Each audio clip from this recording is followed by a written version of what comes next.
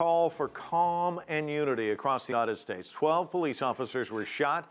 5 of them died. It happened in Texas at a rally to protest the recent killings of 2 African-American men by police. CCTV's Hendrick Sybrandy is joining us live from Dallas. And Hendrick, at this point, it looks as though the shooter acted alone, doesn't it?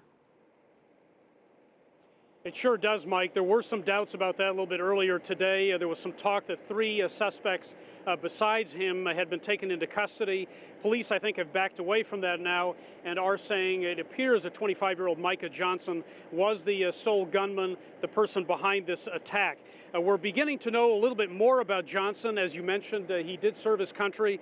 He's a former Army vet, served in the Army Reserves, also served a tour in Afghanistan. He also obviously put a lot of planning into this attack. We're learning that as well. The toll here from last night, nearly 24 hours ago, was high. As you mentioned, 12 officers shot, 5 killed, 7 others injured. Most of those, we're told, are out of the hospital. Another 2 civilians were shot and injured as well. This all happened, as you said, after that protest rally, or at the very tail end of it, when the suspect began firing his weapon at officers. Officers hit the ground. Some eyewitnesses here described what that looked like last night.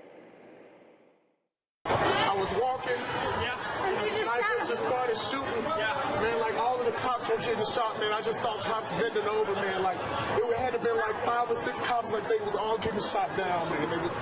It was right after the rally, like we were just walking to the car, man. All the cops.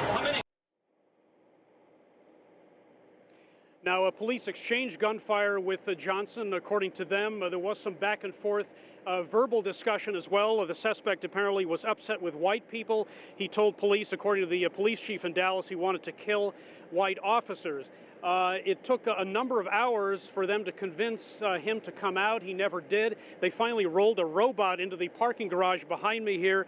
A bomb was on board that robot. They set the bomb off. That bomb killed Johnson, finally bringing this standoff to an end.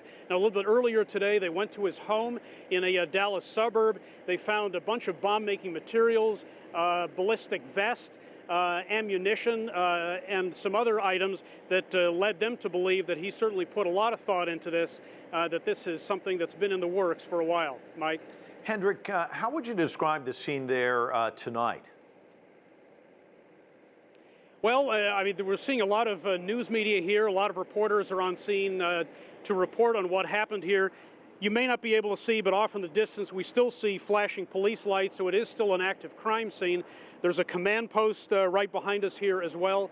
So they're clearly still working this case very hard, trying to figure out exactly what happened, the sequence of events, as well as trying to learn more about his motivation. And they're getting a better handle on that as we stand here tonight.